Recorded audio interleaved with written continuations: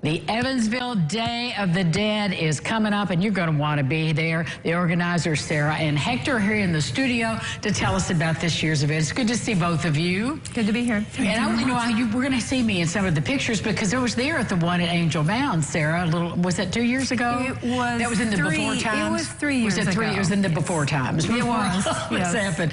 So how do you choose a site for your event? Well, of course, how expensive it is a big determination, because this is all, we really don't have a lot of financial backers to this. We were going to Angel Mounds the last couple of years. They were waiving the fee, and then now the state is no longer doing that. And we really did want to bring it more centralized within Evansville, even though Angel Mounds is a wonderful spot. There are a lot of people who are a little unfamiliar about how to get there. Once you get there, you go, this is a piece of cake. But when you haven't been there before, you're not sure. Yeah. And so it really was a wonderful location.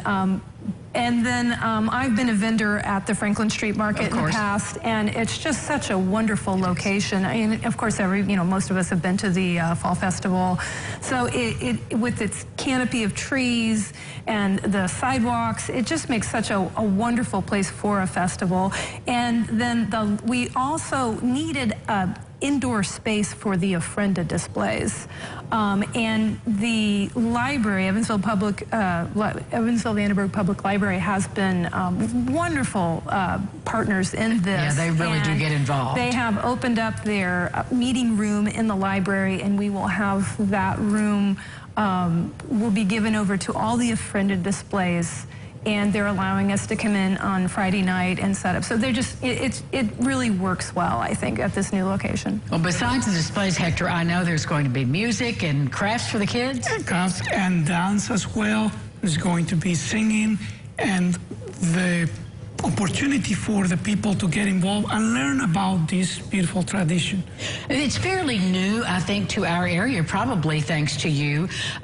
For the people who don't know how the Day of the Dead is a celebration, how is it a celebration, Hector? Well, it started prior to the Spanish conquering Mexico, so this goes way beyond that. And then when the Spanish conquered and they introduced the Catholic religion to the Mexicans, these just fused together with All Saints' Day and the Day of the Faithful Departed. And it's a way for us to celebrate our loved ones who passed away before, remember them, remember what they used to eat, what you used to like to drink, and the influence that they have in our lives. If you want me to compare it to something that you're familiar in the U.S., it's like a celebration of life when someone passed away. Exactly, yes. Have a remembrance of their life, their positive effect in the community. It's something that brings the family together in a joyful manner. And with that in mind, is that we are so proud and happy to share this with our community here. Well, it's colorful, it's exciting, the food is great. Sarah, when will it be and when will it start? This will be on November 6th. Okay. It starts at 2 o'clock and it runs to 6 o'clock. The end of the day is when we will have our art parade, and it's a little bit along the line, it's probably a little bit along the lines of the Lighthouse Parade for the Fall Festival.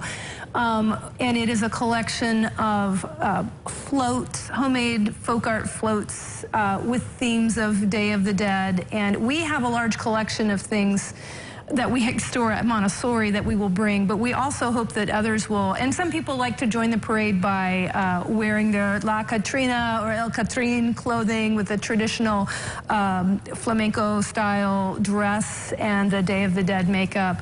Now that is one thing that we won't be doing at our gathering this year. We felt like with the COVID concerns, being face-to-face, working on faces, our face painting booth has always been incredibly popular, and we certainly hope to bring it back next year, but that is one activity that we are postponing this year because of COVID. Plenty to fill in, though. Thank you both so much for bringing us this event, and thank you for being here. Thank you for the opportunity. Best of luck.